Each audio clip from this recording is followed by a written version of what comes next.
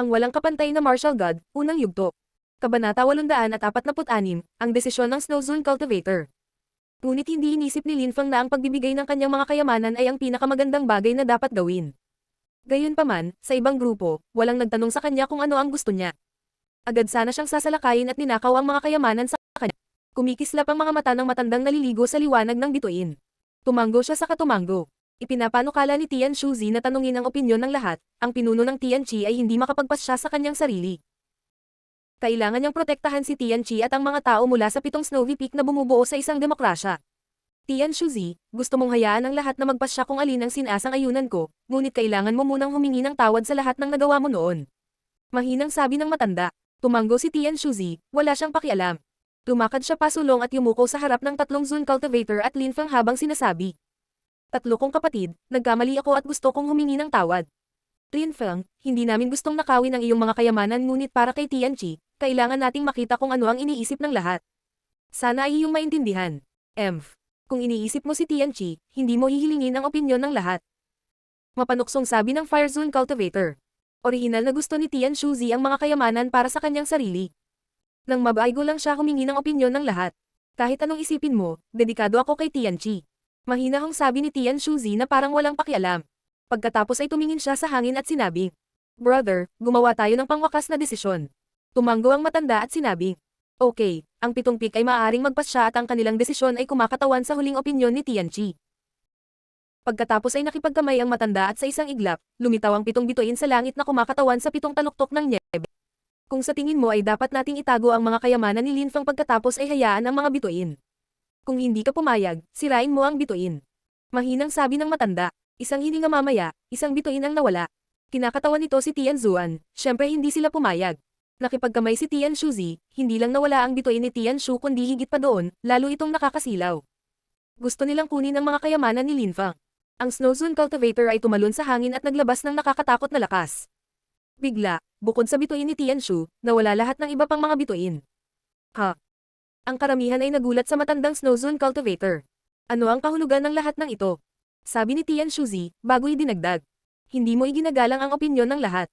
Ayoko lang na gumawa si Tianqi ng hindi maibabalik na pagkakamali na makakaapekto sa atin sa libu-libong taon. Sabi ng Snow Zone Cultivator.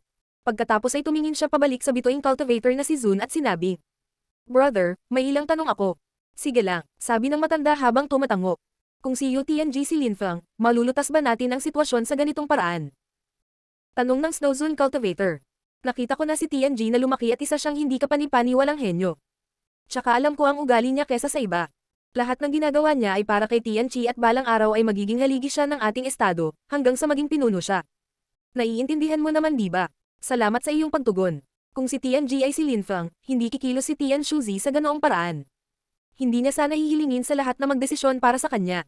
Ganyan lang siya kumilos dahil si Lin Feng iyon pero hindi iyon totoo, isang lame excuse lang. Sabi ng Snow Zone Cultivator. Sa sandaling iyon, hindi siya mukhang natatakot sa anumang bagay at walang pakialam kung ibigay o hindi ang mukha ni Tian Shuzi. "Pinapahiya mo ako," sabi ni Tian Shuzi. "Mali ba ako? Kung si Yu Tianji, ganoon din ba ang gagawin mo? Sabihin mo sa akin." Sabi ng Snow Zone Cultivator na nakatingin kay Tian Shuzi sa kainahinalang paraan, naglalabas ng kaunting enerhiya ng yelo. "Lin Feng, paano ka maglakas loob na bigkasin sina Lin Feng at Zhu Tianji sa parehong pangungusap?" Sabi ni Tian Shuzi na ang mukha ay parang mas malungkot at malungkot. Ayaw niyang mawalan ng mukha ang pinuno ng Tianqi. Si Zhu Tianji ay isa sa kanyang mga disipulo. Maaaring maghari siya kay Tianqi sa hinaharap. Yung sinabi mo lang ay nagpapatunay sa lahat. Sinasabi mo na sina Yu Tianji at Lin Feng ay walang kapantay. Una, si Lin Feng ay isa sa aking mga disipulo. Si Yu Tianji ay kay Tianji, kaya hindi ka maglalakas loob na mawala siya sa mukha. Pangalawa, walang ibang sinusuportahan si Lin Feng kundi kaming 3 matandang lalaki at wala kang pakialam sa amin, hindi katulad ng amo ni Yu Tianji. Pinaglalaroan mo ang kapangyarihan pero hindi totoo ang sinasabi mo, hindi mo ginagawa ang lahat ng ito para kay Tianqi. Kung oo, ituturing mo sina Lin Feng at Yu Tianji sa eksaktong parehong paraan dahil ganyan kami kumilos sa Tianqi. Sabi ng Snow Zone Cultivator, na iniwang tulala si Tian Shuzi. Ang Snow Zone Cultivator ay natagpuan ang kanyang kahinaan. Sa kanyang mga mata, hindi magkapantay sina Lin Feng at Yu Tianji. Ibinuka ni Tian Shuzi ang kanyang bibig upang magsalita ngunit pinutol siya ng cultivator ng nyebe na si Zun at sinabi, "Hindi mo na kailangang magsalita muli, Tian Shuzi, ikaw ang pinuno ng Tian Shu ngunit hindi mo tinuturuan ang iyong mga disipulo sa tamang paraan." Wala na silang pakialam kay Tianqi. Hindi ka karapat-dapat na maging pinuno sa Tianqi. Sabi ng Snow Zone Cultivator. Pagkatapos ay tumingin siya sa Star Zone Cultivator at sinabing dahan-dahan. Kapatid, lahat ng gagawin natin ay para kay Tianqi para lumakas ang imperyo, at kung gusto nating lumakas si Tianqi, hindi tayo makakaasa sa matatandang lalaki tulad ng tayo. Kailangan nating umasa sa malalakas at makapangyarihang mga kabataan, iyon ang palagi nating pinaniniwalaan sa Tianqi. Ito ay dahil sa pilosopiyang ito na ang Tianqi ay naging napakalakas na. Kapatid, kaya nga sinasabi ko na kung nakuha natin ang mga kayamanan ngayon at naging maluwalhating makapangyarihan, ngunit iyon ay pansamantala lamang. Hindi banggitin ang ating likas na kakayahan ay may mga limitasyon, matanda na tayo. Sa 100 taon, kahit sa 1,000, sino ang makakasiguro na hindi mawawala ang mga kayamanan? Sino ang magagarantiya na ang Tianqi ay magiging maluwalhati tulad ng dati? Iba-iba ang mga kabataan, mayroon silang likas na kakayahan at potensyal. Ngunit kailangan nila ng mga bagay upang suportahan sila. Mayroon kaming hindi kapanipaniwalang mga batang cultivator at maswerte kami sa kanila, kahit na ipinagmamalaki ko sila. Hindi ba maganda na ito para kay Tianqi? Ito ay isang mahalagang regalo. Dapat tayong maging matanda. Hindi malayo na ang mga batang cultivator ay lalakas at sila ang maghahari sa Tianqi. Kung sila ay magiging lubhang makapangyarihan, ang Tianqi ay magiging lubhang makapangyarihan. Sabi ng Snow Zone Cultivator sa mahinahon, marangal at solemne na paraan. Napuno ng sigasig at sigla ang mga tao, lalo na ang mga kabataan. Ngayon, kung kukunin mo ang mga kayamanan ni Linfeng, ano ang sinasabi nito tungkol sa kinabukasan ni Tianqi? Sisirain mo ang ating espiritu at sigla, ang ating pag-asa. Ipaparamdam mo sa ating mga kabataang cultivator ang pag-alis. Masisira ang ating pagkakaisa, tulad ng pagkasira ng pagkakaisa sa Tianshu. Sila ay makasarili at tuso at sarili lang nila ang iniisip nila. Para sa kanila, ang pagiging miyembro ng Tianqi ay parang paglalaro ng chess. Dahan-dahan sabi ng Snow Cultivator, iginiit ang bawat salita. Si Tianshuzi ay mukhang nalulungkot. Nagpatuloy ang cultivator ng Niebezun. Sinira ko ang lahat ng mga bituin dahil ayaw kong makita ni Linfeng at ng iba pang mga kabataang disipulo ang mapangwasak na mga kahihinatnan ng gayong kaganapan sa ating bansa. Umaasa ako na, sa kanilang mga puso, ang 6 na bituin ay patuloy na nagniningning. Ituturo ko sa mga alagad ni Tianzuan ang ating mga prinsipyo, dangal at integridad, ituturo ko sa kanila kung paano maging mapagmataas na mamamayan ng Tianqi. Tama na, galit na sigaw ni Tianshuzi. Pinupuri mo ang iyong sarili para makalimutan ng lahat na nilabag mo lang ang ating batas, tama ba? Mayroon akong magandang dahilan para gawin iyon. Sabi ng Snow Zone Cultivator, kumikislap ang mga mata. Mula sa kanyang kamay ay lumitaw ang isang bituin, ang bituin na iyon ay lubhang nakasisilaw. Ito ay isang meteorite. Nang ilabas ng Snow Zone Cultivator ang meteorite na iyon, pinaikit ni Tianshuzi ang kanyang mga mata. Ang ibang mga cultivator ng zone ay namangha rin. Nagulat pa ang matandang Star Zone Cultivator sa langit. Pinaikit din ni Jian Fengzi ang kanyang mga mata ngunit tila naiintindihan niya. Napangiti silang dalawa. Mukhang wala lang isang baliw na matandang lalaki sa Tianzuan. Sabi ng Fire Zone Cultivator habang tumatawa. Baliw din ang kapatid niyang Snow Cultivator. Ang walang kapantay na martial god, unang yugto. Kabanata 847, paghahatid. Ang mga mata ni Jian Fengzi ay kumikislap, tumingin siya pabalik sa kanyang mga kasama at nagulat din. Naunawaan ng lahat ng mga cultivator ng Zone kung ano ang ibig sabihin nito para kay Tianzuan. Sa labas ng palasyo ng Tianzuan, maraming mga disipulo ni Tianzuan at marami sa kanila ay mga cultivator sa antas ng Zuan. Marami sa kanila ay Tian-level cultivator din.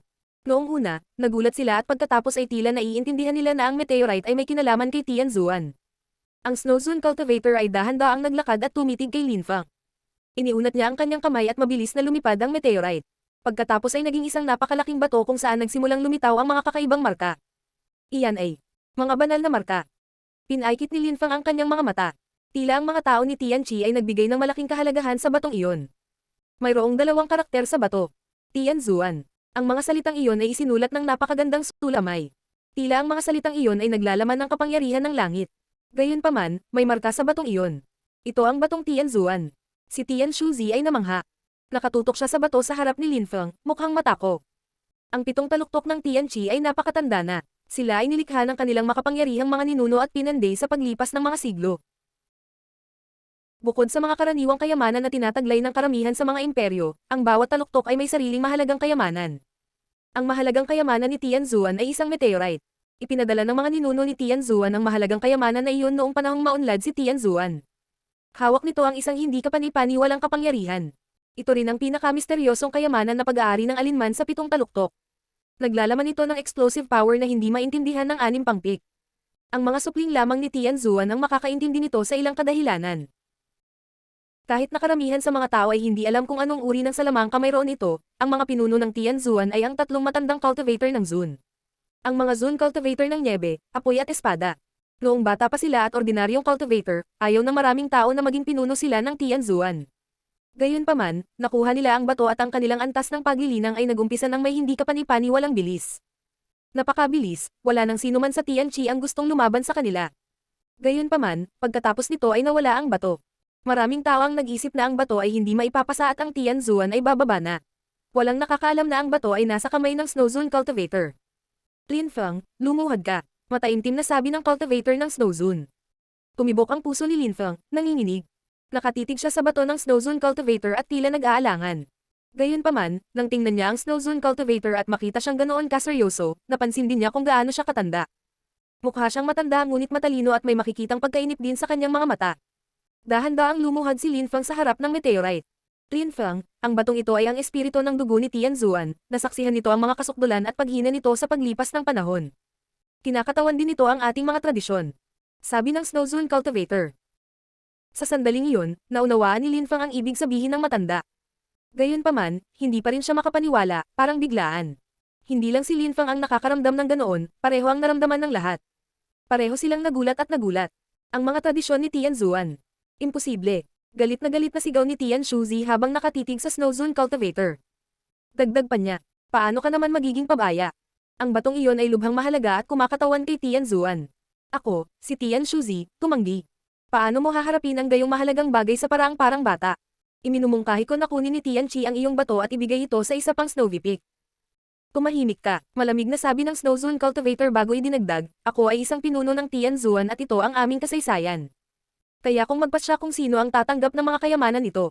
Kung sasabihin mong gusto mong kunin muli at ipahiya si Tianzuan at ang sarili ko, sisimulan ko ang digmaan sa pagitan ni Tianzuan at Tianshu. Ang bato ay pag-aari ni Tianzuan at si Tianshuzi ay walang kapangyarihan pagdating sa paggawa ng mga desisyon sa Tianzuan. Malamig na umungol si Tianshuzi at tumingin sa Starzone cultivator sa kalangitan. Gayunpaman, ang matanda ay mukhang kalmado at tahimik. Ang bato ay ipinadala mula sa henerasyon hanggang sa henerasyon ng mismong mga ninuno ni Tianzuan. Ang sinumang hindi kabilang kay Tianzuan ay hindi maaaring makialam sa tradisyong ito. Matagal nang umiral ang Tianqi ngunit wala pa akong narinig na may nagpapadala nito sa isang cultivator ng Zuanqi layer. Malapit na magwakas si Tianzuan dahil sa iyo. Tapos na para kay Tianzuan. Kung may magtangkang pumatay sa kanya, mawawala ang bato at iyon ay isang malaking kahihiyan para sa iyong mga ninuno. Agresibong sabi ni Tianshuzi. Well, magiging pagbubukod ako para sa kasaysayan ng Tianqi. Sagot ng Snowzone cultivator. Linfeng, mula ngayon ay sa iyo na ang bato. Mula ngayon ikaw ay isang supling ni Tianzuan at ikaw ang namamahala sa paghahatid nito sa mga susunod na henerasyon. Sa madaling salita, ikaw ang pinuno ng Tianzuan. Tandaan mo yan. Seryosong sabi ng Snowzone cultivator. Guro, ako. Si Linfeng ay ganap na natigilan, namangha. Nakalusot lang siya sa Zuanqi layer. Walang dapat sabihin. Sinabi ng kasama ko na nagtiwala siya kay Yu Tianji, ang kanyang talento at ang kanyang ugali. Ganon din ang nararamdaman ko sa iyo. Nagtitiwala ako sa iyo at sigurado akong magagawa mong maluwalhati muli si Tianzuan. Sabi ng Snowzone cultivator. Naantig si Linfeng, hindi siya makapaniwala. Ang salitang tiwala ay madaling sabihin ngunit mahirap patunayan. Inilalagay ng Snowzone cultivator ang kapalaran ni Tianzuan sa mga kamay ni Linfeng. Sa Tianzuan, hindi ako kasing lakas at hindi kasing talino ng mga kapatid ko, tulad ni Jian Fengzi. Gayunpaman, nang pumanaw ang aming ninuno, hindi niya ibinigay sa kanya ang bato at sa halip ay ibinigay sa akin. Dahil sa ugali ni Jian Fengzi, masyado siyang brutal. Ako ay medyo kalmado at maingat. Gayunpaman, nagagawa ko ang anumang hilingin sa akin ng matatanda at ng aking mga kaibigan. Linfeng, noong una kitang nakilala, naisipan ko nang ibigay ito sa iyo. Ngayon, gagawin ko na, sabi ng Snowzone cultivator na may mainit at banayad na boses. Sinabi sa kanya ng kanyang mga kapatid na kung magkakaroon siya ng angkop na alagad, maaari niyang ibigay sa kanya ang bato. Naunawaan na niya ngayon na ang isang tunay na henyo ay hindi kinakailangang magbigay ng maraming kahalagahan sa kanila. Linfeng, natapos ko nang ipaliwanag ang mga iniisip ko para makatayo ka.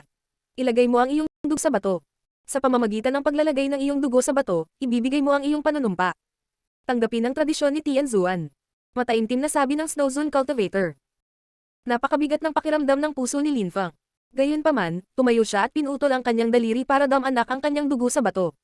Ang meteorite ay naging mas nakakasilaw. Nang tumagos ang dugo sa meteorite, mabilis na naramdaman ni Linfeng ang paglilipat ng impormasyon sa kanyang katawan. Napaka-misteryosong chi, naglalaman ito ng hindi kapani-paniwalang kapangyarihan. Paghawa. Ang mga tao ay namangha. Nasaksihan nila ang isang ritual ng paghahatid. Ngayon, si Lin Feng, isang cultivator ng Zuan Chi layer ang pinuno ng Tian Zuan. Ang walang kapantay na martial god, unang yugto. Kabanata 848, ang hamon. Ang mga tao mula sa Tian Zuan ay mukhang naguguluhan, lalo na ang isang magandang babae sa karamihan, si Tian Chizu. Naluluha ang mga mata niya. Noon, siya ay tinuturing na dalisay at banal na babae ni Tian Zuan. Ang mga tao noon ay nag-iisip na siya ay tatanggap ng transmission stone ngunit dahil si Lin Feng ay sumama sa kanila, siya ay hindi na itinuturing na ganoon kalakas. Sa totoo lang, alam ng lahat na mas malakas sa kanya sina Huang Fulong, Lin Feng, Jun Moshi, Tang Yuyu at Yun Feiyang. Mula sa sandaling iyon, naunawaan na niya na kung mananatili si Lin Feng sa Tianqi, hindi siya kailanman magiging pinuno ng Tian Zuan. Gayunpaman, hindi niya akalain na mangyayari ito ng ganoon kaga at walang sino man ang magkakaroon ng pagkakataong ipaglaban ito. Ang Zun Cultivator ay agad na nagpasa ng mga transmission kay Lin Feng nang walang anumang argumento. Si Jun Moshi, Tang Yuyu at ang iba pa ay lumakad pasulong at tumingin kay Lin Feng, pareho silang walang imak ngunit nakangiti sa napaka-Erangel na paraan. Ang sitwasyon ay ganap na nabaligtad. Sa sandaling ito, kapag gusto ng ibang tao na nakawin ang mga kayamanan ni Lin Feng, ibinigay ng Snow Zone Cultivator ang pinakamahalagang kayamanan ni Tian Zuan kay Lin Feng. Ngayon, ang katayuan sa lipunan ni Lin Feng ay ganap na naiiba. Siya ang pinuno ng Tian Zuan at nagtataglay ng isa sa mga pinakadakilang kayamanan ni Tian Zuan. Ang mga miyembro ng iba pang mga Snowy Peak ay hindi na muling aatake sa kanya. May mga taong nagkikimkam ng masamang hangarin ngunit hindi sila naglakas loob na ipahayag ang kanilang mga opinyon. Matangkad na ngumiti ang Snow Zone Cultivator nang makita niyang tinanggap ni Lin Feng ang Transmission Stone. Para siyang na-relieve sa napakabigat na pasanin. Tumingon siya at tumingin sa mga pinuno ng 6 pang Snowy Peak. Ngayon, natanggap na ni Lin Feng ang legacy ni Tian Zuan, kaya siya ang bagong pinuno. Magkakaroon siya ng mga pagkakataong lumaban at maging pinuno ng Tianqi. Ipaglalaban niya ngayon si Tian Zuan. Maliban kung may gustong ipagkanulo si Tianqi, walang sino man ang maaaring umatake sa kanya. Ngayong natanggap na ni Lin Feng ang kayamanan ni Tian Zuan, hindi lang siya supling ni Tian Zuan kundi isa siyang public figure ni Tianqi. Siya ay may parehong katayuan bilang mga pinuno ng 6 na iba pang mga Snowy Peak na nagbigay sa kanya ng karapatang lumaban para sa pinuno ng Tianqi. Mayroon akong gustong sabihin, sabi ni Tian Shuzi, nananatiling malamig. Hindi niya akalain na ang Snow Zone Cultivator ay gagawa ng isang bagay na kasuklam-suklam. Wala siyang pagkakataon na nakawin ang mga kayamanan ni Lin Feng ngayon. Itinaas ni Tian Shuzi ang kanyang ulo at tumingin sa bituing cultivator na si Zun at sinabi, "Kapatid, maaari ba tayong bilang mga tao ni Tianqi, ipasa ang pamana ng Snowy Peak ng isang tao nang walang ingat at paglaruan ang kinabukasan ng imperyo ng napakabata? Kung lalabas si Lin Feng, isa na siyang ambasador ng imperyo ngayon. Ayokong makita si Tian Zuan na magdulot ng sarili nitong pagkawasak. Ayaw ko ring mawala ang reputasyon ni Tianqi. Ang ibig mo bang sabihin ay hindi ko alam kung paano haharapin ang mga ganitong bagay? Sinasabi mo bang isip bata ako? Na ako ang nagdadala ng sarili nating kapahamakan? Nakakahiya yung ginawa ko," sabi ng Snow Zone Cultivator. Nakapagtataka, ayaw sumuko ni Tian Shuzi. Tama. Ibinigay mo ang kayamanan kay Lin Feng ngunit una, kailangan niyang sumailalim sa pagsusulit sa mga Snowy Peak. Kung malakas si Lin Feng para lumabas, karapat-dapat siyang lumabas at katawanin ng imperyo bilang isa sa atin. Sabi ni Tian Shuzi. Ayaw niyang sumuko kaya kailangan niyang i-up ang ante. Nakakatawa. Noong naging pinuno ka ng Tianshu, kailangan mo bang sumailalim sa anumang pagsusulit? Mapanuksong sabi ng Snow Zone Cultivator. Iba naman. Sabi ni Tian Shuzi na binibigyang diin ang kanyang mga salita. Sa sandaling iyon, sa wakas ay nagsalita ang Star Zone Cultivator. Anong uri ng pagsubok ang tinutukoy mo? Ngayon, lahat ng Snowy Peak ay may mga kabataan na nakatanggap ng mga transmission. Yu Tianji sa Tianji, Zi Yunqing sa Tianshu, Lin Feng sa Tianzuan at iba pa. Upang maging pinuno sa Tianqi, hindi ka maaaring maging mahina. Iminumungkahi ko na labanan ni Lin Feng ang iba pang 6. Makikita natin kung gaano siya katatag at kung karapat-dapat siyang maging isa sa mga pinuno. Mungkahi ni Tian Shuzi. At bakit hindi lumaban si Lin Feng sa sarili mong anak? Sigaw ni Jian Fengzi ng napakalakas. Sa mga kabataang pinuno ng iba pang mga grupo, 5 sa kanila ang nakalusot na sa Tianqi layer, kasama si Yu Tianji na kamakailan ay nakalusot sa Tianqi layer. Ngayon gusto mo ng cultivator ng Zuanqi layer na lumaban sa 5 cultivator ng Tianqi layer, katawa-tawa ka. Ipinadala mo ang pamana sa kanya, pinili mong laruin ang iyong kamay. Kung hindi mo ito tatanggapin, nangangahulugan ito na tama ako at hindi karapat-dapat si Lin Feng sa seremonyang ito. Nangangahulugan din ito na ang legacy ay nailipat ng walang kaalam-alam. Sabi ni Tian Shuzi. Hindi niya pababayaan si Lin Feng. Banibuli mo na naman si Lin Feng. Sabi ni Jian Fengzi. Kung gusto mong lumaban, lalabanan kita. Kuya, Hayaan mo silang lumaban, maaari nilang apihin ang kanilang lakas at gamitin lamang ang lakas ng unang layer ng Tianqi. Kung makakalaban ni Lin Fang sa loob ng isang insenso, sisangayon ako. Kung hindi, ito ay magpapatunay na ako ay tama. Sabi ni Tian Shuzi na hindi pinapansin si Jian Fengzi. Higit pa rito, natanggap na niya ang legacy kaya kung hindi siya makalaban sa tagal ng isang insenso, ibig sabihin ay mahina siya. Paano makakalaban ng cultivator ng Zuanqi layer ang mga cultivator ng Tianqi layer? Sabi ng Snowzone cultivator habang hinahatak ang mahabang mukha. Hindi niya akalain na napakawalan Jian ni Tian Shuzi. Ang mga batang pinuno ng iba pang mga Snowy Peak ay napakalakas. Masyadong malupit ang paggawa kay Lin Fang laban sa kanila. Kahit na nakalusot pa lamang sila sa unang layer ng Tianqi, ito ay magiging masyadong komplikado. Bukod pa rito, katawa-tawa ang pagsasabing maaaring umasa si Lin Fang sa legacy ni Tian Zuan. Napakahiwaga ng meteorite na kahit ang mga cultivator ng Zun ay hindi naiintindihan ito, at nakuha lang ito ni Lin Fang. Hindi niya alam kung paano ito gamitin. Tulad ng inaasahan, wala kang tiwala kay Lin Fang. Sa tingin ko binigyan mo siya ng meteorite para lang mabigyan siya ng katayuan sa lipunan at protektahan siya. Sabi ni Tian Shuzi habang nanunuya. Sa tagal ng isang insenso, sumasang-ayon ako. Sabi ni Lin Fang sa sandaling iyon. Lahat ay nawalan ng imak. Pumayag si Lin Fang na lumaban. Pumayag siyang labanan ng 5 cultivator ng Tianqi layer at isang cultivator na nakalusot sa pinakatuktok ng Zuanqi layer. Napakagaling. Parang minaliit kita, matapang ka. Kung makapasa ka sa pagsusulit at makalaban sa tagal ng isang insenso, makikilala kita bilang isa sa atin. Sa tingin ko, kikilalanan ka ng lahat. Sabi ni Tian Shuzi habang nagpatuloy, pero kung matalo ka, kailangan gumawa ng panibagong desisyon ang kapatid kong Niebe. Lin Fang. Sabi ng Snowzone cultivator habang nakatingin sa likod ni Lin Fang. Walang hiya si Tian Shuzi, tiyak na susubukan niya at hanapin ang lahat ng posibleng dahilan para baguhin ang sitwasyon. Kung hindi lang siya pinansin, wala na siyang magagawa. Hindi inakala ng Snowzone cultivator na tatanggapin ni Lin Fang ang hamon. Pananagutan ko si Tian Zuan ngayong natanggap ko na ang legacy ni Tian Zuan. Kung hindi ko maprotektahan si Tian Zuan at gawin itong maluwalhati, hindi ako karapat-dapat sa pamana ni Tian Zuan. Hinablat ni Lin Fang ang napakalaking meteorite mula sa isang sulok at bigla itong binasag sa lupa. Kumalat ang mga dagandong sa hangin habang yumanig ang lupa. Ang mga mata ni Lin Fang ay kumikinang na may nakasisilaw na mga ilaw. Kailangan niyang makapasa sa pagsusulit. Ang walang kapantay na martial god, unang yugto. Kabanata 849, mapang 8 Ang Snowzone cultivator ay ngumiti sa matangkad na paraan habang nakatingin kay Lin Fang. Dahil pumayag ka, lumaban ka lang. Sa himpapawid, tumanggo ang Starlight Zone cultivator at mabagal na sinabi. Dahil tinanggap ni Lin Fang ang hamon, ihanda ang lahat. Gayunpaman, nakalusot lang si Yu Tianji sa layer ng Tianqi at hindi pa rin matatag ang kanyang cultivation. Hindi niya kayang labanan si Lin Fang kaya dapat lang nalabanan ni Lin Fang ang 5 iba pa. Walang problema. Sabi ni Tian Shuzi habang nakangiti. Sa gitna ng 5 iba pa, 4 na cultivator ang nakalusot sa unang layer ng Tianqi. Tinutugma sila ni Lin Fang.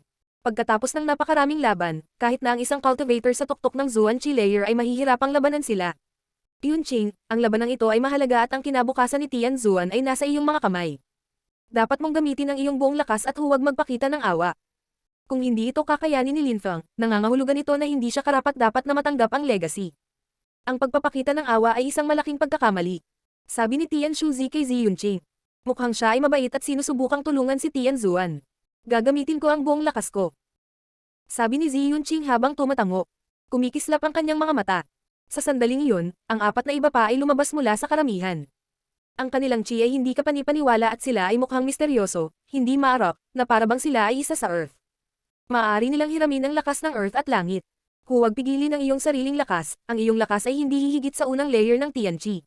Sabi ng Starzone cultivator. Tumanggo ang lahat at pinalibutan si Lin Fang. Siyempre hindi nila gagamitin ang kanilang buong lakas. Ang labanang ito ay hindi lamang tungkol kay Tian Zuan, tungkol din ito sa kanila at sa kaluwalhatian ng kanilang sariling mga Snowy Peak. Si Lin Fang ay isang Zuan level cultivator, kung kailangan nila ng kanilang buong lakas para talunin siya, nangangahulugan ito na ang kanilang reputasyon ay hindi nararapat. Laban. Sabi ng Starzone cultivator. Sa hangin, lumitaw ang isang insenso na unti-unting nasusunog. Kinailangan ni Lin Fang na lumaban para sa oras ng insenso. Brother, ingat ka, sabi ng isang boses. Pagkatapos, ang silhouette ni Zi Yunqing ay kumikislap habang ang kanyang kamay ay umaatake sa direksyon ni Lin Fang. Naglalaman ito ng nakakatakot na enerhiya at mga tunog ng sipol na kumakalat sa hangin. Nagsimula ang isang bagyo habang ang espasyo ay naging ganap na pangit. Iyon ang lakas ng layer ng Tianqi, maaari nilang hiramin ang enerhiya ng Earth at ng langit. Lahat ng iba ay umatake din. Sa isang iglap, isang napakalaking mapang apang pressure ang pumaligid kay Linfang, nagkaroon siya ng impresyon na masusuffocate siya sa ilalim ng pressure. Isang hakbang pasulong si Linfang at ang kanyang silweta ay naging isang ilusyon. Ang kanyang mga hakbang ay hindi kapani-paniwala, siya ay umiiwas sa mga mapang api na enerhiya ng may bilis at kakisigan. Siya ay gumagalaw ng napakabilis na ang kanyang anino ay nagbunga ng mga panggagaya sa hangin. Ha! Nagulat ang Starzone Cultivator habang nakatingin sa snow sa lupa. Ang pattern na nilikha ng mga yapak ni Linfang sa snow ay kawili-wili. Siyempre, ang mga cultivator lang ng zone ang makakaintindi sa nangyayari. Ang 5 kalaban ni Linfang ay nagtataglay din ng ilang mahusay na diskarte sa liksi. Ang mga nakakatakot na enerhiya ay dumagsa sa kalangitan at sinalakay si Linfang, na lahat ay naglalaman ng iba't ibang layunin. Freeze! Sigaw ng isa sa kanila. Ang buong lugar ay nagyelo habang pinupuntirya ng ilang mga ice shard si Linfang sa hindi kapani-paniwalang bilis. Tumalon si Linfang sa hangin at nagpatuloy sa paggamit ng kanyang agility technique, tila mas sumasayaw siya kaysa sa pag-iwas niya. Iyan ang Xiaoyao agility technique. Sa wakas ay nagpa siya ang Starzone Cultivator. Si Linfang ay nasa tuktok ng Zuan-Chi layer at magagamit na niya ang Xiaoyao agility technique. Hindi nakakagulat na tinanggap ni Linfang na lumaban. Magagamit niya ang Xiaoyao agility technique. Parang ang dami na niyang pinagdaanan sa misteryosong mundo. Nakapagtataka, ninakaw niya ang Xiaoyao agility technique mula sa isang tao at natutunan ito sa isang hindi kapani-paniwalang antas. Hindi niya alam na natutunan ni Linfang ang agility technique mula sa demonyo sa Death Valley. Biz. Umiwas si Linfang ng isa pang pag-atake at bumilis, mas mabilis na ang kanyang paggalaw ngayon. Pagkatapos ay lumitaw ang isang nakakatakot na espada, ang layunin ng espada ay kahanga-hanga. Ang espada ni Linfang ay tila tina-target ang Zuan-Chi Cultivator. Ang cultivator na iyon ay naglalabas ng kanilang layunin kay Linfang, ngunit si Linfang ay nanatiling kalmado habang iniunat niya ang kanyang kamay. Dinurog ni Linfang ang layunin gamit ang kanyang kamao. Ang isang cultivator ng Zuan-Chi layer ay hindi kayang labanan ng hilaw na lakas ni Linfang. Ang cultivator na iyon ay agad na umungol habang pinipigilan ni Linfang ang layunin, naramdaman niya ngayon ang isang nakakatakot na pisikal na lakas na nagpahirap sa kanya. Ang lakas ni Linfang ay hindi kapani-paniwala at ito ay puro lakas. Pakiramdam ng Zuan level cultivator ay nakaharap siya sa isang bundok. Boom! Isang nakakatakot na tunog ang kumalat sa hangin habang ang Zuan level cultivator ay natangay ng atake ni Linfang. Bumagsak siya sa karamihan. Ngayon, kinakalaban ni Linfang ang 4 na cultivator. Habang ang isa ay nalilibugan, ang 4 na iba pa ay umaatake pa rin. Tumalon ng mas mataas si Linfang sa langit at madaling gumalaw. Kalokohan. Tahimik na sinumpa ang 4. Lahat sila ay nag-condense ng lakas na bumaril kay Linfang. Gayunpaman, masyadong malakas ang agility technique ni Linfang. Pinahirapan nila ang kanilang lakas hanggang sa unang layer ng Tianqi at hindi nila magamit ang kanilang lakas ng pangalawang layer ng Tianqi. Nakakagulat, sa lakas ng unang layer ng Tianqi, mahirap labanan si Linfang. Tiningnan nila ang insenso, kalahati nito ay nasunog na. Basura. Maaari mo lamang bang iwasan ang aming mga pag-atake? Isa kang kahihiyan para kay Tianzuan. Hindi ka karapat-dapat na maging pinuno. Sabi ng isa sa mga cultivator na iyon nang makita niyang hindi na nila maabutan si Linfang. Agad na tumalikod si Linfang at sinuri ang mga taong humahabol sa kanya. Hindi ko, hayaan mo munang harapin ka, sabi ni Linfang, nakangiti ng malademonyo. Tumigil siya sa pagtakbo ng maging bundok ang buong katawan niya. Makikita niya kung gaano kalakas ang kanyang laman at kalamnan. Biz. Umiling si Linfang at ang nang insulto lang sa kanya ay naramdaman ng nakakatakot na pressure na bumagsak sa kanyang katawan. Ang 5 daliri ni Linfang ay parang bundok. Gayunpaman, siya ay isang cultivator ng Tianqi layer, paano siya mapapa-atras sa harap ng isang cultivator ng Zuan-Chi layer? Boom boom boom. Nanginginig ang kapaligiran habang gumugulong si Chi sa mga alon. Ang lakas ng katawan ay bumagsak sa kalangitan. Ang lupa ay nanginginig. Supreme handprint, galit na sigaw ni Linfang. Ang kanyang nakakatakot na pag-atake sa kamay ay tila kaya nitong sirain ng isang bundok.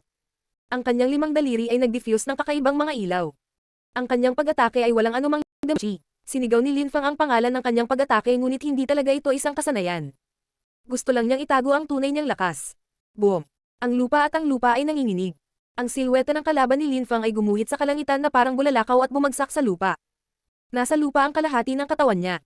Dinurog ni Linfang ang isang cultivator ng Tianqi layer. Nakakatakot na kasanayan. Naisip ng karamihan habang nakatitig kay Linfang. Paano nila malalaman na si Linfang ay hindi gumamit ng kasanayan? Ang walang kapantay na martial god, unang yugto. Kabanata 850, Kampana ng Kaluluwa. Mahigit kalahati ng kaunti sa insenso ang nasunog at wala nang nakadama na makipaglaban kay Linfang. 2 cultivator ang natalo na. Sa sandaling iyon, si Linfang ay nasa langit at ang mga tunog ng pagsipol ay kumakalat sa hangin. Sino pa ang gustong makita kung sapat na ba ako?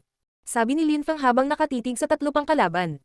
Marahas at agresibo ang itsura niya, hanggang sa hindi na siya titigan ng iba sa mga mata. Mula sa isang segundo hanggang sa isa pa, siya ay ganap na nagbago. Ngayon sila ay nakatingin sa kanya na may pagtataka.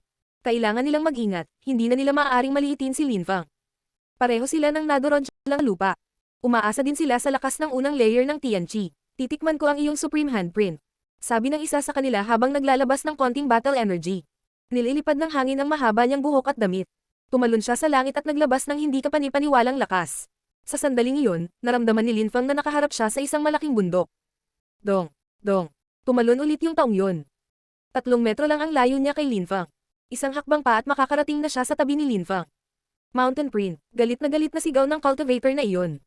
Iniunat niya ang 2 kamay at mula sa pagitan ng mga ito ay lumitaw ang isang nakakatakot na bundok. Ito ay 100 metro ang taas at tumagos sa mga ulap. Nakakagulat, ito ay ang Tian level Mountain Print skill ng average na kalidad. Nakakatakot ang lakas. Sa pagkakataong ito, walang silbi ang supreme handprint ni Linfang. Naisip ng karamihan. Kahit na ang cultivator na iyon ay inaapi ang kanyang sariling lakas, wala itong epekto sa kanyang pag-unawa sa cultivation. Kung hindi niya magagamit ang napakalaking mountain print na may lakas lamang ng unang layer ng Tianqi. Napahamak si Linfang. Supreme handprint, galit na sigaw ni Linfang. Nakapagtataka, muling umatake si Linfang sa parehong pag-atake. Boom! Isang nakakatakot na pagsabog ang tumunog, napakalakas nito na nakakasakit sa eardrum ng mga tao. Nakita lang ng mga tao ang silhouette ni Linfang na natangay at sila ay lumunok. Nakahinga sila ng maluwag, kung nagawa ni Linfang na labanan ang napakalaking mountain print na pag-atake mula sa isang Tian-level cultivator, magiging kakaiba iyon. Malamang na nasugatan si Linfang. Gayunpaman, napakabilis, sila ay namangha. Pinagmasdan nila si Linfang na tumalon muli at tumingin sa kanyang kalaban. Hindi sapat ang iyong pisikal na lakas.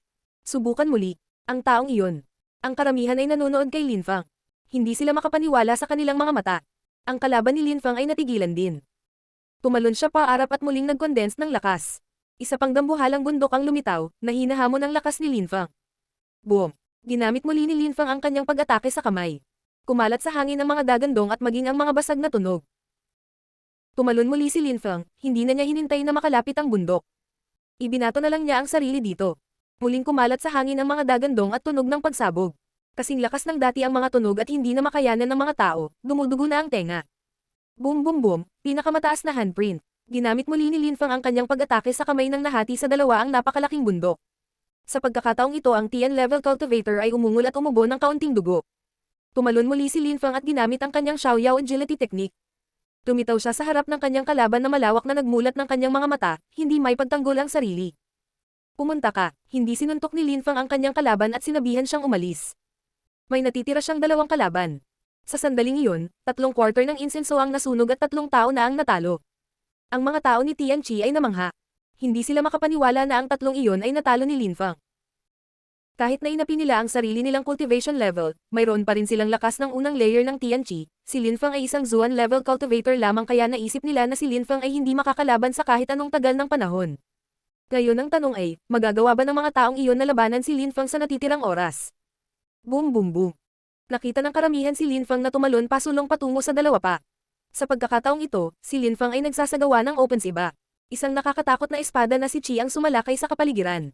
Ginagamit ni Linfang ang kanyang level 7 sword intent. Pumunta ka, galit na sigaw ni Linfang. Sa himpapawid, 1,000,000 espada ang namuo at lumipat patungo kay Zi Yunqing at sa iba pang cultivator. Ang lupa at langit ay naglalabas ng mga sipol sa ilalim ng mapang ipang enerhiya ng espada. Ang silhouette ni Zi Yunqing ay kumikislap ngunit ang liwanag ng espada ay naging mas malaki at umatake sa isa pa. Kahit na si Linfang ay isang Zuan level cultivator lamang, tulad ng dati, ang level 7 sword intent ay kahanga-hanga. Ginalaw ng taong iyon ang braso niya at parang bubog ang lumitaw. Ang mga banayad na tunog ay kumalat sa hangin habang ang kristal ay nabasag at ang espada ay patuloy na gumagalaw patungo sa kanya. Tama na, hindi kita mapipigilan sa lakas ng unang layer ng Tianqi, sabi nung taong yun. Pagkatapos ay tumigil siya sa pang-api sa sarili niyang lakas at isang nakakatakot na yelong Qi ang lumitaw, na nagpalamig sa lahat ng nasa paligid niya. Lumitaw ang mga kristal sa kanyang harapan at narinig ang mga kaluskos. Ang dambuhalang espada ay nagpatuloy sa pagsulong sa mga kristal, sunod-sunod. Tumigil ang espada nang dumating ito sa harap ng ulo ng cultivator na iyon at nawala. Ang taong iyon ay tumigil sa pang-api sa sarili nilang lakas at kinilala ang lakas ni Linfang. Bumalik siya sa kanyang pwesto sa crowd na natalo. Kinilala rin siya ng karamihan. Sa lakas ng unang layer ng Tianqi, hindi posible na labanan si Linfang. Ang kanyang sword intent ay level 7, ang kanyang supreme handprint ay hindi kapani-paniwala at ang kanyang agility technique ay kahanga-hanga. Isang mandirigma na lang ang natitira, si Zi Yunqing mula sa Tianshu. Ngunit sa sandaling iyon ay kumbinsido ang karamihan na wala na siyang pag-asa. Maliban kung ginamit ni Zi Yunqing ang kanyang buong lakas, wala siyang paraan upang talunin si Lin Fang. Kung hindi, walang pagkakaiba sa iba. Nakakagulat na malakas si Lin Fang. Siya ay higit na may talino kaysa sa lahat ng iba pang mga batang pinuno. Baka talagang gagawin niyang maluwalhati muli si Tian Zuan. Talagang malakas siya dahil nakuha niya ang meteorite. Hindi ko akalain na magiging ganito kalakas siya. Yunqing, hindi na tayo maaaring magpakatanga, gamitin din natin ang ating kayamanan, gamitin ang soul belt.